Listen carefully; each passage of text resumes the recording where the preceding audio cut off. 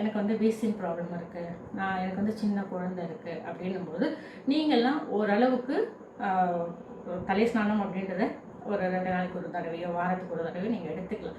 ஆனால் குழந்தைகள்லாம் வளர்ந்துட்டாங்க, உங்களால் உங்கள் ஹெல்த்தை மெயின்டைன் பண்ணிக்க முடியும், குழந்தையையும் பார்த்துக்க முடியும் அப்படின்னும்போது நீங்கள் அன்றாட வேலைகளில் உங்களை ஈடுபடுத்திக்கிட்டீங்க, பூஜைகளில் உங்களை ஈடுபடுத்திக்கிட்டீங்க, வெளியில் போகிறதுக்கு வரத்துக்கெல்லாம் உங்களுடைய உடல் நல்லா வந்து சரியாக வருது அப்படின்னும்போது நமக்கு தலை ஸ்நானம் அப்படின்றதும் அவசியம். எல்லாம் பண்ணும்போது இந்த தலை ஸ்நானம் அப்படின்றத நாம் சேர்த்து பண்ணோம் அப்படின்னு சொன்னால் அவ்வளோ நல்ல ஆரோக்கியம் அப்படின்றது நமக்கு கிடைக்கும். நான் இன்னைக்கு வரைக்கும் பல வருடங்களாக தினம்தோறும் தலை ஸ்நானம் அப்படின்றத பண்ணாமல் என்னுடைய நாளை துவங்கிறதே கிடையாது.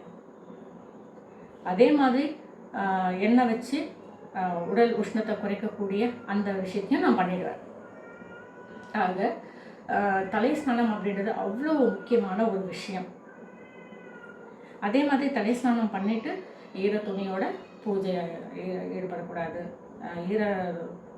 தலையில் துணி கட்டிட்டு சமையலில் ஈடுபடக்கூடாது, தலையில் துணி கட்டிட்டு நம்மளுடைய வீட்டு வேலைகளில் நம்ம ஈடுபடக்கூடாது அப்படின்னு சொல்லுவோம். அதனால தான் உடனே காலையில் நம்ம தலை குளித்தோம் அப்படின்னு சொன்னால் நம்ம பெரியவங்கள்லாம் வந்து நமக்கு சாம்பிராணி போடுறது, வெயிலில் தலையை உலர்த்துறது, இதெல்லாம் பண்ணதுக்கு காரணம் என்னென்னா நமக்கு வந்து தலையில் அந்த ஈரம் அப்படின்றதும் ரொம்ப நேரத்துக்கு இருக்காது, சாம்பிராணி போடும்போதும் அந்த ஈரம் அப்படின்றது இழுத்துக்கும்.